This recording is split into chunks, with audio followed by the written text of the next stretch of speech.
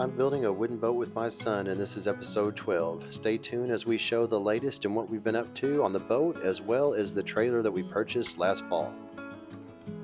Before we get into the latest on the building of the boat, I wanted to update you. You may remember that we picked up a trailer on Marketplace last year, and Cameron came up with the idea of taking it back to another shop that's about 50 minutes away where he's living with his friends and fixing it up completely on his own and bringing it back. And I said, okay, what do we have to lose? So he recorded the whole thing, and I wanted to share the footage of that.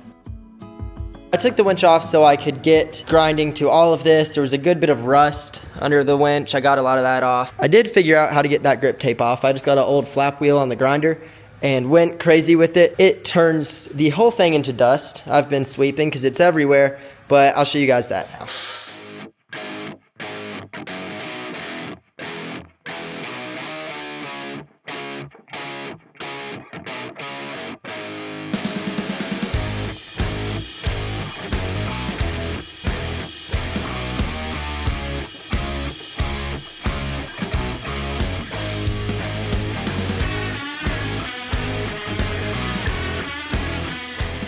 There's some chips and dents in the metal that I couldn't see until it was primed. And just tiny little things like that. Before I go over the primer and sand it, I'm just gonna fill a few spots with this body filler. Got the putty in the little circle. A little bit of hardener in there. That stuff cures ridiculously fast, but I've just got it covered over some of the spots that I didn't like. I got all of that covered, a few spots on that side. It dries insanely fast. I was already running out of working time while I was doing it, but I'm gonna give that a few minutes, do a light sand over the whole boat, and then it's paint time. I will now gift you guys with the pleasure of watching a montage of me sanding until I wanna cry.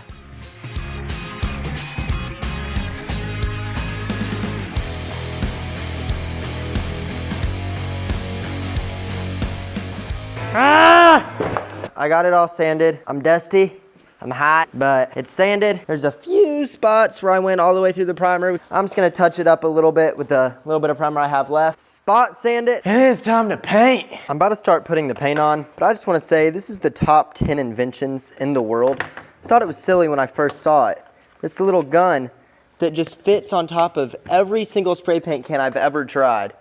And now you can just go pss, pss, pss, and your thumb doesn't get tired, and I just think it's great. I'm gonna go really light so it'll dry faster and just go on more beautifuler. I got everything with the first coat of paint on it, reprimed, sanded, body filler. This is where I'm at right now. Starting to look okay. Today I'm planning on getting the trailer ready to throw the boat on it besides the bunks. I went out and picked up a new weld-on jack and the taillights.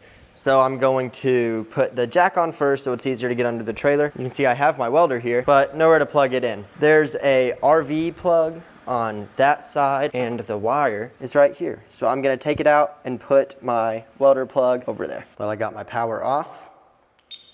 No power to the plug, time to take it apart. I got all that pulled off. Now I just gotta poke it through the wall and put the new one on. Got the wire to pull through, now it's time for a magic trick. Done. And now, let's see. Time to weld. I got the paint all grinded off, trailer jacked up. Looks good to me. Time to weld.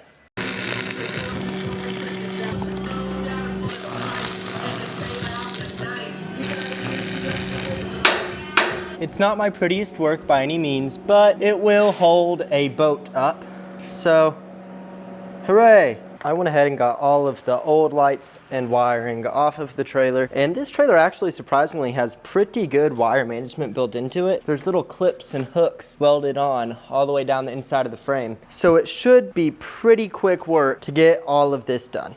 I've got the driver's side wire ran, and then I got the license plate bracket and new tail lights secured on both sides. So now it's just running this wire and then the connection. Now, when Cameron brought it back to the shop, I was completely unprepared, and I was so excited and so proud. I didn't get any other footage except for the part where he pulled up. So this is all I have, but super proud of him. He did a great job on it. That's one more thing out of the way.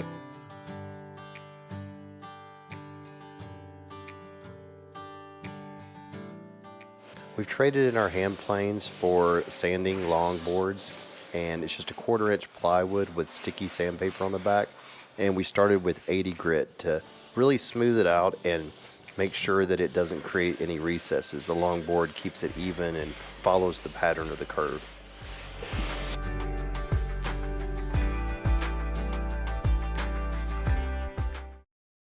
We got started on the motor well. We have the bottom board down and trimmed. We're dry fitting everything right now, but now we have to cut the triangles on each side to fit right here. So we ripped up some scrap plywood and we're gonna CA glue it together so we can mark how it needs to be. What I'm gonna do here is I'm gonna put a dollop of daisy.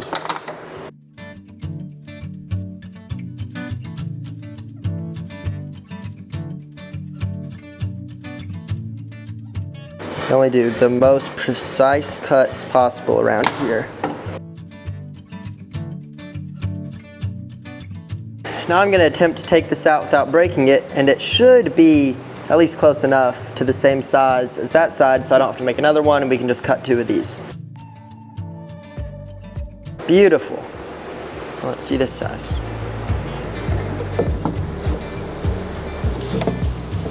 And that is within reason of perfect.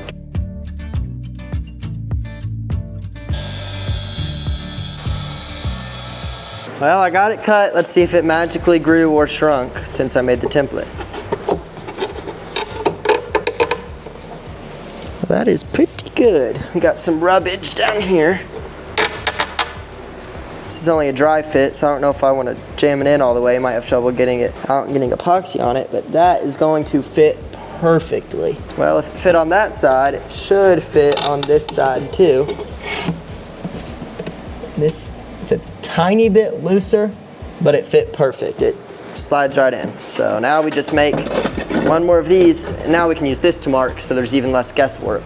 Whenever you're cutting something out that's identical on both sides, it's really easy to get this one done, and then you think, hey, I can trace it out and do it again.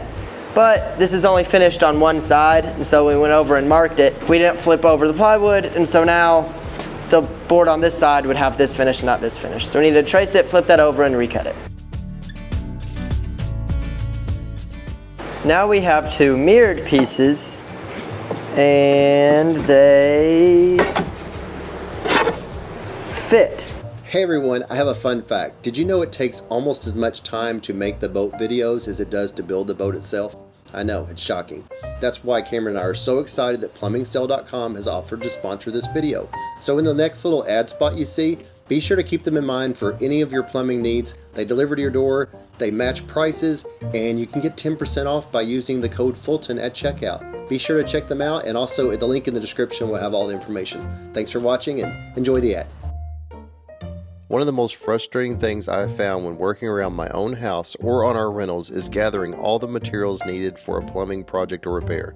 The big box stores can be unorganized, confusing, and carry a premium price tag. It's easy to spend more time in a plumbing aisle than on the actual repair itself.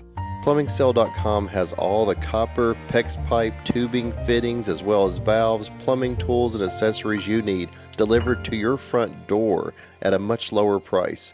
They are trusted by over 10,000 plumbers, and they sell to the public as well. The website is easy to navigate, and you can just place your order, and shipping is fast and easy. Be sure to check out PlumbingCell.com for your next project, and check out the Pro Club where you can save up to 10% in lifetime rewards. The more you spend, the more you save. Thank you, Plumbing Cell, for sponsoring this video.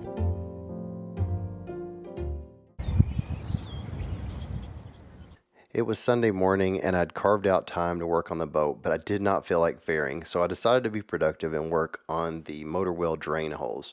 And my Rockler drill guide really came in handy at nailing the angle to go in and hit just the right spot inside of the cavity, because I was really concerned that if the hole was up high, it wouldn't allow all the water to drain out. I went through part way and then I had to take it out and use the Forstner bit without the guide to get all the way through. I have these little brass inserts that fit in there perfectly. I test fit here, but I'll be resetting those with epoxy and I'll cut them flush on the inside.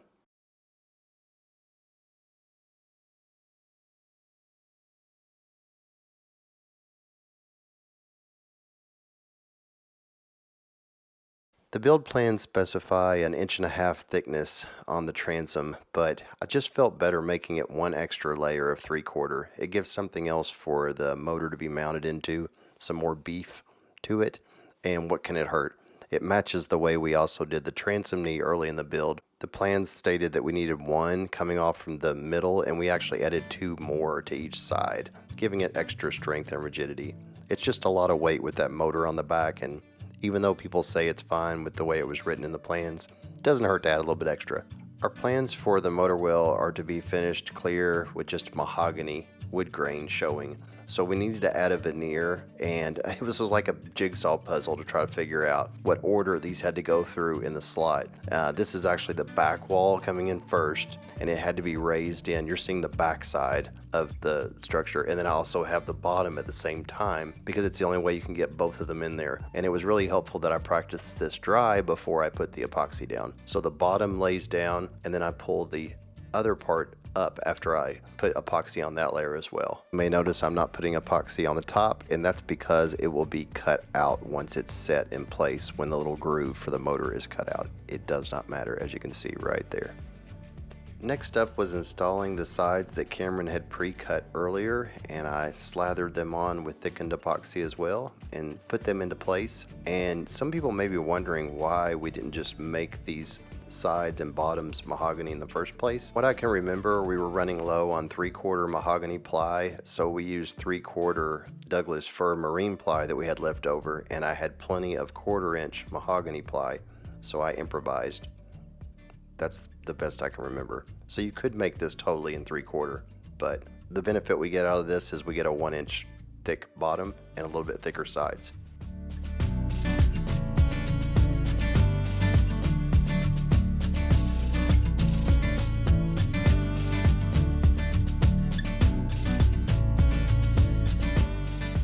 To get the angle for this backboard, I'm gonna use my handy dandy boat builder bevel gauge. Say that 3 times fast. And see how, it's too big. Have a smaller one somewhere.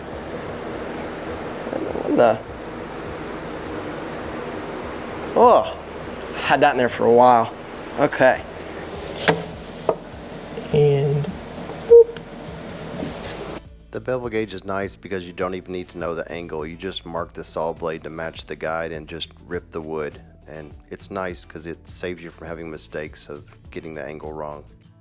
And as you would know it, on the very last piece, after having no epoxy on any of it, this one falls flat on its face and gets a ton all over it. But it doesn't really matter because it's all getting clear epoxy later on anyway. So I just wiped it off with a paper towel so there would be no raised spots, and we moved on. The one-handed clamp spreader bar feature where you reverse one side and it pushes out instead of in really came in handy on this step, as we needed to put a lot of pressure on each side. In preparation for squeeze out, I placed a piece of tape along the bottom section of the motor well so that any squeeze out as it was drying would land on the tape and not cure on the bottom layer of the plywood. Clamping the additional layers on the back of the transom was fairly easy. I used bar clamps to squeeze the sandwich tightly together.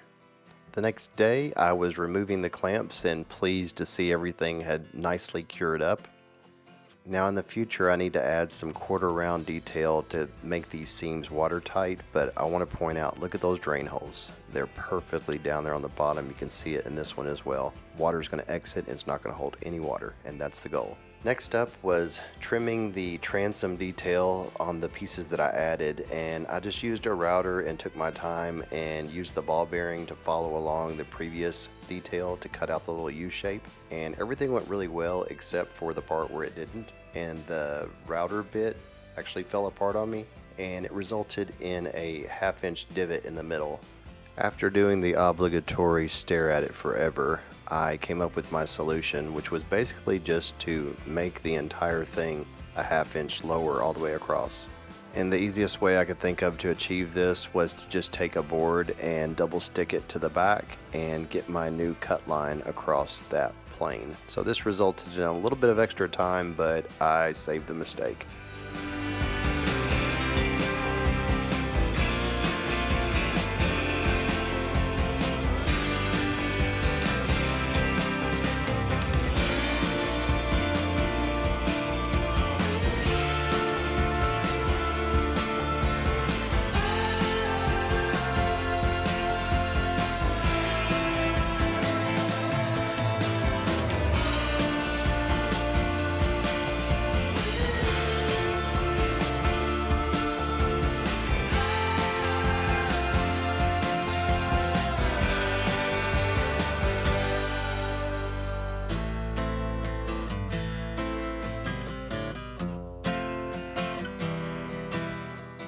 It's a Saturday morning and Cameron and I both agreed that we wanted to do anything but fairing the top. So we decided to work on the gauge placement.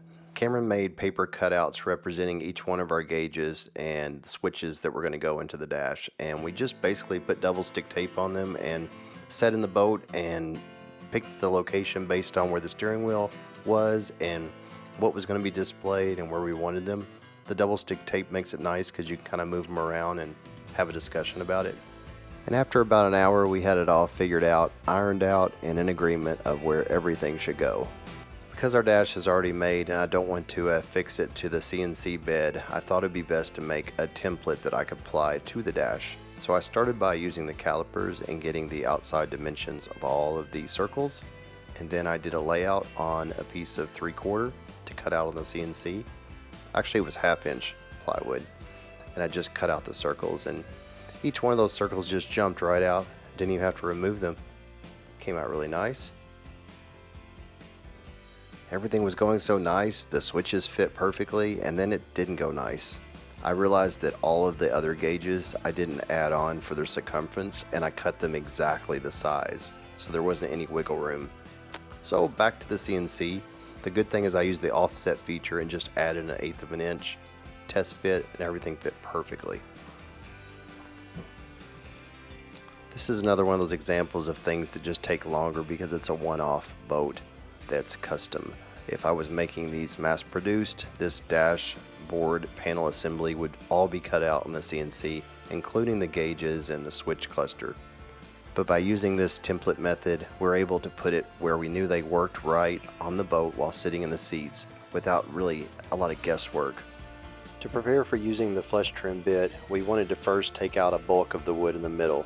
Cameron managed to find the dullest hole saw I think we have in the entire shop or van, and he refused to go look for another one. We have Forstner sets, we have hole saw kits, we have all those things, but we just stuck with this bit. Sometimes you just get in the mode and you don't want to walk away. After Cameron smoked his way through all the holes, we were ready for the flush trim bit. I was verifying the depth while he was finishing up on the last cut. Another benefit of using a different hole saw would have been to use a larger one so there wasn't as much material to take off, but I wasn't too concerned about it. I just needed a hole to place the router in, and I used a spiral method, just taking off about 1/8 inch each time until I was out to the outer circumference.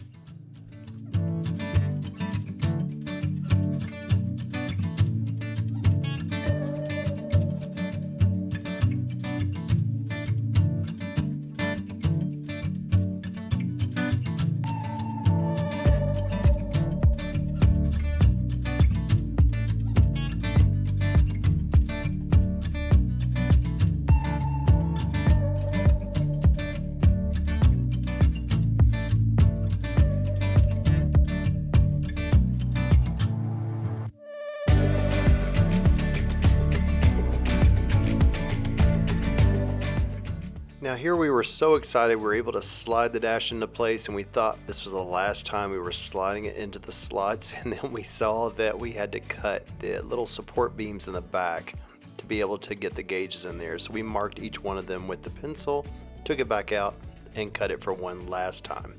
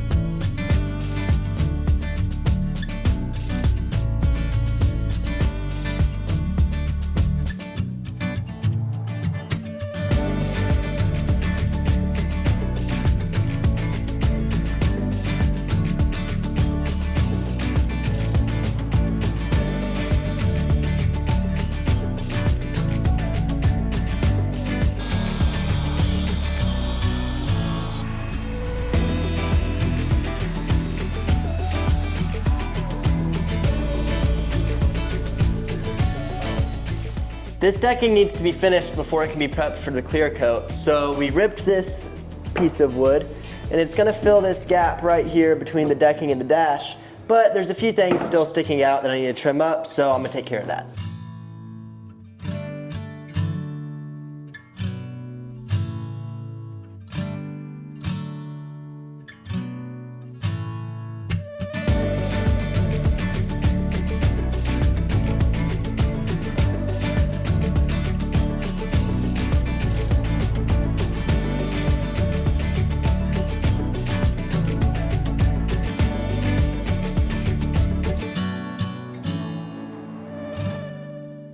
I mixed up a batch of clear epoxy to seal up the end grain of the wood on the dash because I would never be able to seal that up again. It's kind of like a double insurance policy that if any moisture was ever to get in there, it would not be able to be soaked up by the ends of the end grain of the wood. It was really important to make sure that this end grain board was really tight to the other boards as we went along, and we made sure before we tightened them down with the screws.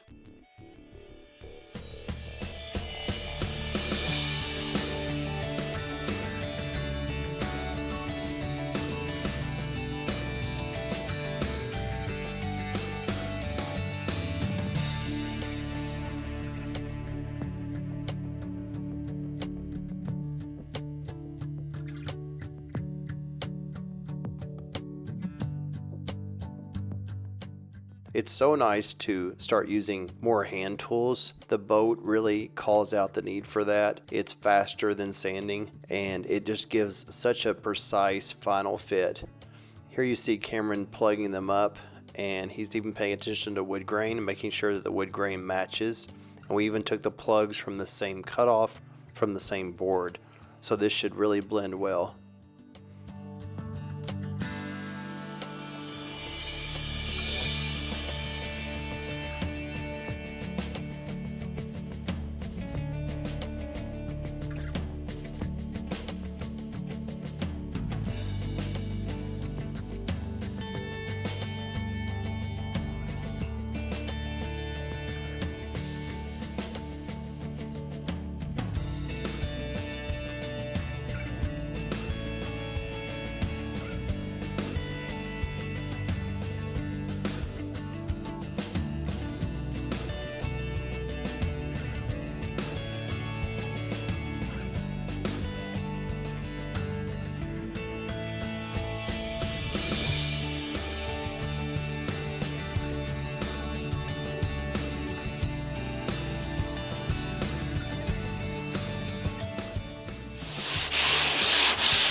I quit.